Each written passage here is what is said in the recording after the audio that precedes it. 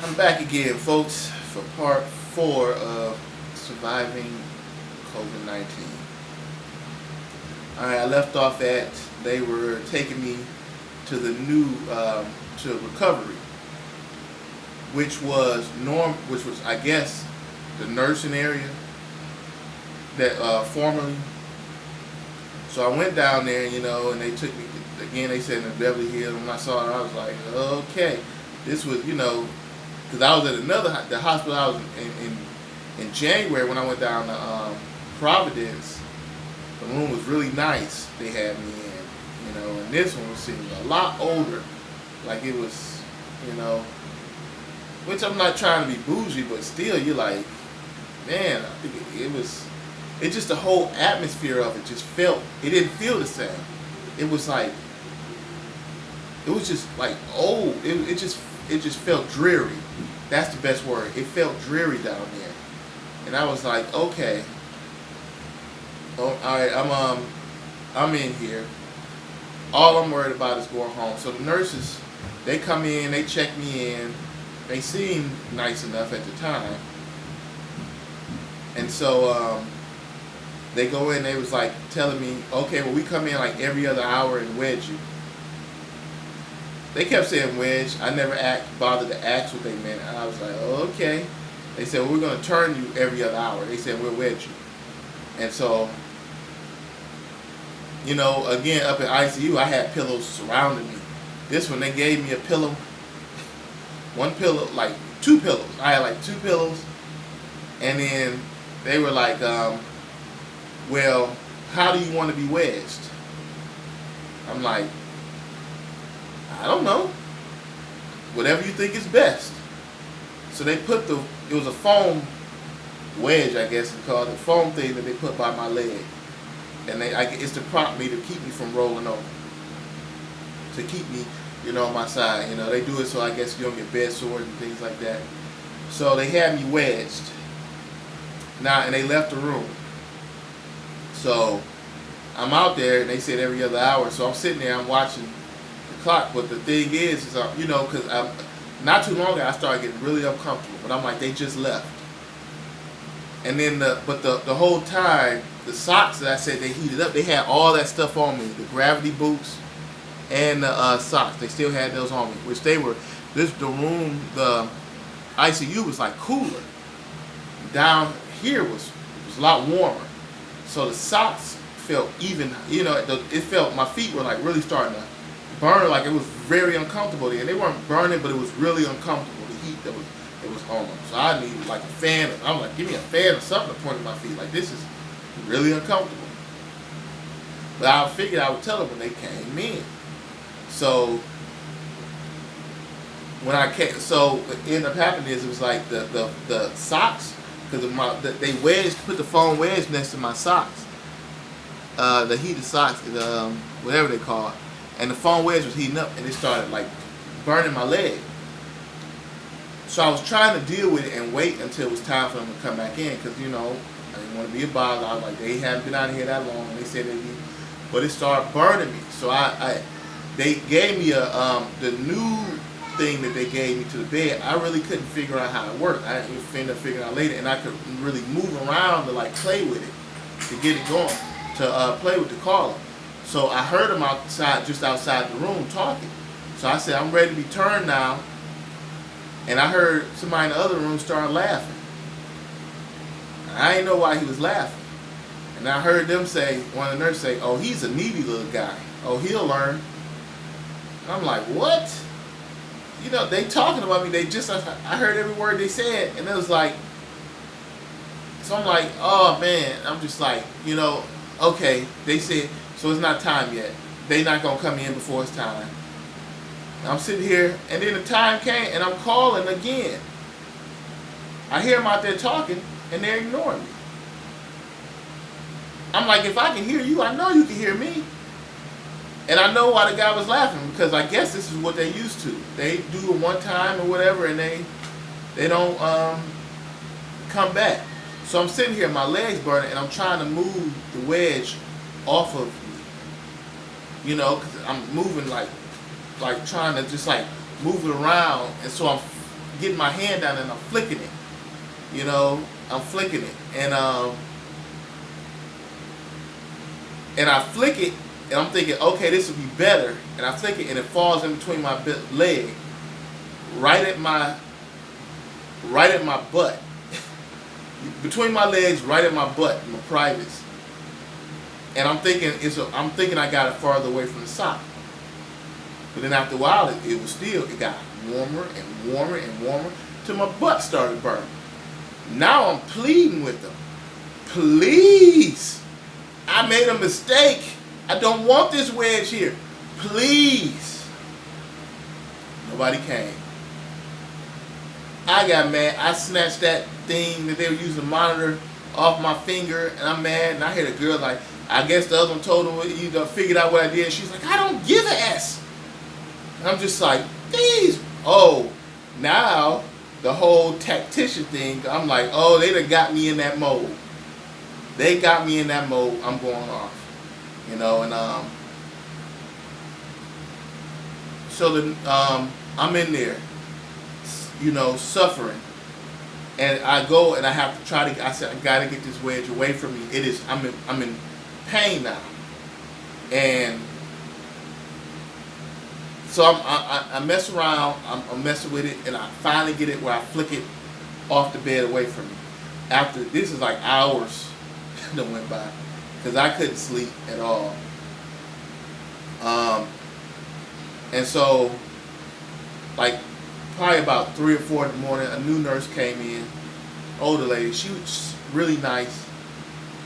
And she was like, you know, do you need help turning? She said, because I'm by myself, and I really can't turn you. She said, I would have to try to find somebody help. I was like, I'll be fine. Just please, you know, get these socks off me. She took the socks off. The other nurses, when I tried to get them take it off, they was like, no, you need them on. She took them off. I was like, cool.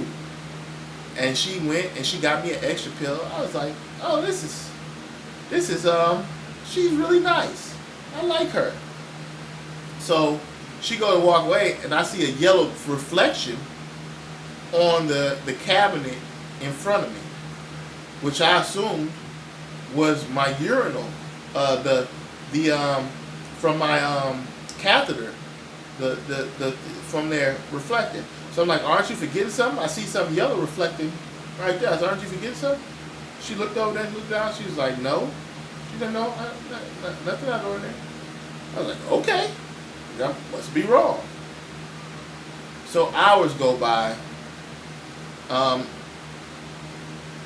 Because hours go by, and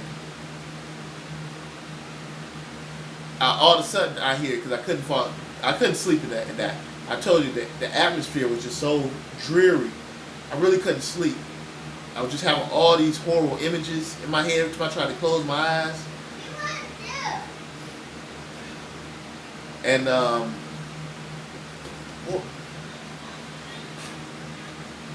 so yeah, I was having all these horrible images, and I couldn't sleep. So, a while later, I didn't notice the hum until it stopped, and I was like, "That's my catheter. It stopped. It's not on." I was like, "It was full," and I started panicking. So I hear this African voice come down. He was like, somebody's catheter is off. Find it. Find it now. And he goes, and they go, and I guess they start going in the doors and knocking on them and asking, like, is your catheter working? And I'm like, okay, they'll come in here and they'll find out that my catheter isn't working and it's off. And they was like, so I'm hearing them going in the rooms and knocking, and so I'm out there screaming like, it's mine, it's mine, is my catheter not working? It's mine, pleading with them, because I don't know, because first I wasn't afraid about my blood pressure, but it was like, I almost died from this, like they were worried about this, but then it was like, now this, I didn't know what happened when the catheter cut off. Do it back up? Well, you know what I'm saying, could it potentially kill me? I had no idea. I was terrified. I'm out there screaming, it's mine. And then I hear somebody ask, did you check this room? And they said, yeah, I checked that room. And I was like, no, you didn't. No, it's my room. And now I'm sitting down here, hours, praying, terrified that I'm about to die again. I said, I done went through all this and I'm about to die again. So I sit down there. I sit there, you know, nothing I can do, sit there the whole night. And finally, his shift changed. The nurse comes in, and I'm like, I think my catheter is full. And I think it's full. And she goes, and she lifts up the thing, she's like, ah! She get to grabbing buckets and going to dumping, and she spills some. She spills some. And she's just like, you know, leaving the stuff everywhere, you know, just like going to pour it out. She was like, oh my God. And I mean, I went to going off. I was, because, you know, I'm terrified. I was like, that nurse, she need to retire. She don't need to be working here. I was like, I thought she was about to kill me, you know. But what I didn't know is they were a little pod, the nurses. Because the one that was in there doing stuff was the nut of all nuts. So I hear, like, I'm in the hallway, I'm in there hearing them everything. And she goes so she goes out, and the older nurse comes back in. You know, I had vented to the girl, I was upset, but the other nurse came back in, the older lady, she came back in, and she, you know, and I was like, and her whole demeanor, I was like, I overreact. I was like, you know, she's really nice. I'm like, she's doing the best she can. And I said, she's like, your floor is wet. I was like, oh yeah, my urine thing was full. I didn't even mention to her what she did, because I was just like, I'm gonna let it go. And I was like, yeah, she spilled some of the urine. She's like, she spilled the urine. So, I'm like, yeah, it wasn't a big deal. It was like, it was full to capacity. She was running around trying to change it. I'm thinking, I didn't know how big a deal spilled urine was. You're supposed to immediately clean that stuff up. But old girl left it. She ain't even tried to do anything, man. So, when they're out in the hallway, and that girl and the older nurse go to her and said, oh, he told me something about you. Guess going to tell her about the urine. And the nurse that was in there spilled the urine said, oh, he told me something about you too. And she was like, going back and forth, and the older nurse goes, you know, I don't even want to hear it. I don't even want to hear it, you know, because it was just going back and forth. So she walked away. But it was like the girl was itching to tell her, because she knew she found out that she had spilled the urine. And to get her off her mind off the urine, she told her what I said about her having to retire, she don't need to be working. She told her what I said. I'm hearing all this. And then I hear them say, the group, because apparently the nurses that had left me hanging were still there. And they were like, he shouldn't have said that. We're not going to go in his room. We're not going to go in his room. Like, you know, and I'm like, what? So my mind now, I'm heated. I'm like, okay, this is all a bunch of nonsense. I was like, I'm tired of this. I'm going home.